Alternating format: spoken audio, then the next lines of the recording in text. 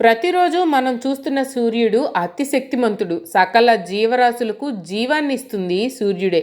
అందుకనే జీవశక్తి ప్రదాత అని సూర్యుడిని పిలుస్తారు. మనం భూమి మీద ఉన్నాం.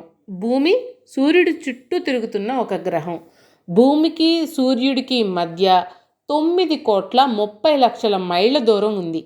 సూర్యుడి నుండి మనం ఎంతో ఉష్ణాన్ని అంటే వేడిని, టెంపరేచర్ని పొందుతున్నాం. కాంతిని చూడగలుగుతున్నాం. అసలు సూర్యుడు 8,64,000 మైళ్ళ వ్యాసం అంటే డయామీటర్ కలిగిన వాయుగోళం. ఇది భూమి యొక్క డయామీటర్కి 19 రెట్లు ఎక్కువ. సూర్యుని ఉపరితలం ఉష్ణోగ్రత 6,000 డిగ్రీల సెంటీగ్రేడ్ ఉంటుంది. కేంద్రంలో మాత్రం అంటే దాని సెంటర్లో మాత్రం 2 కోట్ల డిగ్రీల ఉష్ణోగ్రత ఉంటుంది అని మన శాస్త్రజ్ఞుల అంచనా.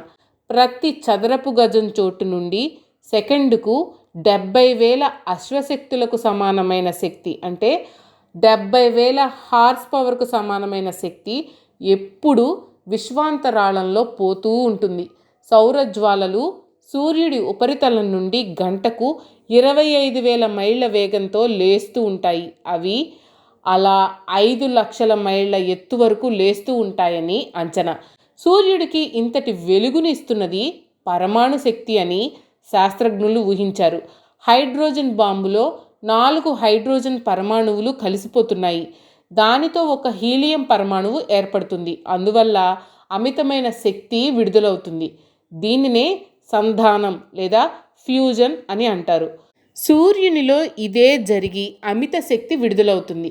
దీనితో సెకండుకు 42 లక్షల టన్నుల వరకు ద్రవ్యనాశనం అవుతుంది. సూర్యుడి నుండి విడుదలవుతున్న శక్తి వివిధ తరంగాల రూపంలో విశ్వంలో విస్తరించుకుంటూ ఉంది.